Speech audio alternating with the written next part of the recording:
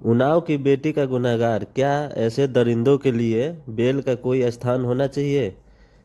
न्याय की गुनहगार लगाती एक बेबस लड़की जेल में दम तोड़ देती है।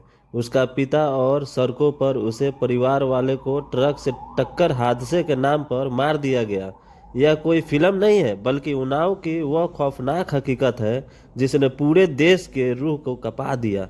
आज भी जनता का एक ही सवाल है कि कुलदीप सिंह सेंगर जैसे अपराधी को फांसी क्यों नहीं? साता की हनक और दरिंदगी का तांडव। कुलदीप सिंह सेंगर ने ना केवल एक नाबालिग लड़की का इज्जत लूटी, बल्कि अपने परिवार का इस्तेम बल्कि अपने पावर का इस्तेमाल करके पूरे परिवार को तबाह कर दिया। इस मामले में हुए अत्याचारों का किसी भी समय समाज के लिए कलंकी है। और ये पिता की हत्या, जब पीड़ितों ने न्याय मांगा तो उसके पिता को ही झूठे केस में फंसाकर जेल में भेज दिया गया।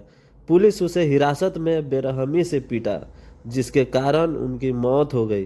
परिजनों का सड़क हादसा।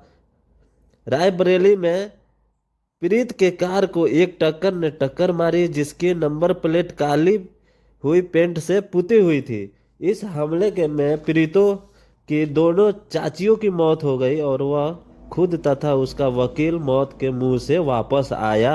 सिस्टम का दुरुपयोग। एक विधायक होने के नाते सेंगर ने जांच को प्रभावित करने और गवाहों को डराने धमकाने के हर संभव प्रयास किया और उसमें कामयाब भी हुआ। जनता की मांग यही है कि बेल नहीं, इसको फांसी होना चाहिए। हाल के दिनों में जब भी ऐसे पैरोल या जमानत पे चर्चा होती है तो समाज में भारी आक्रोश का पैदा होता है। अब लोगों का मानना है कि जमानत एक खतरा है। ऐसे शक्तिशाली अपराधी को बाहर आकर गवाहों और जीवित बच्चे परिजनों के जान के लिए फिर से खतरा बन सकते हैं। नाजिर पेश करना जरूरी है। जिस अपराधी ने एक पूरे परिवार को ट्रक के नीचे कुचलवाने और जेल में पिता को मारने साजिश रचने और उसे समाज में रहने का कोई हक नहीं है। न्याय में देरी हुई और हत्या हुई। जनता का कहना है कि यह साता द्वारा एक परिवार के सामूहिक नरसंहार है। कोशिश थी ऐसे नरपिशाच के लिए जेल नहीं, सिर्फ फांसी का फंदा ही सही है, न्याय है।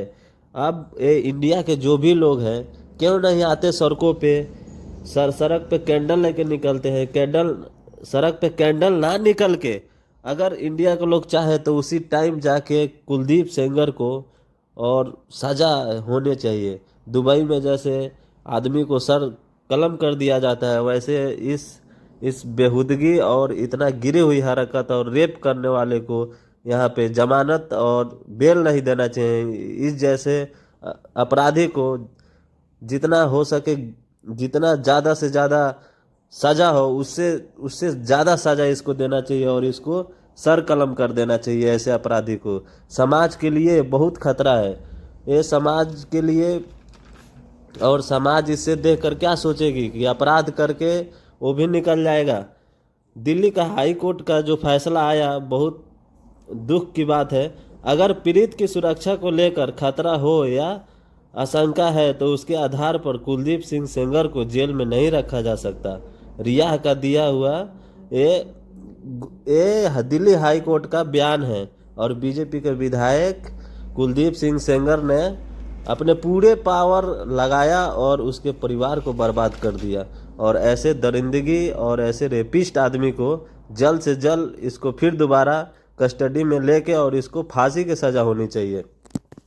और अगर फांसी की सज़ा नहीं हो रहा है तो इसको गोली मार देना चाहिए पूरे चौराहे पे।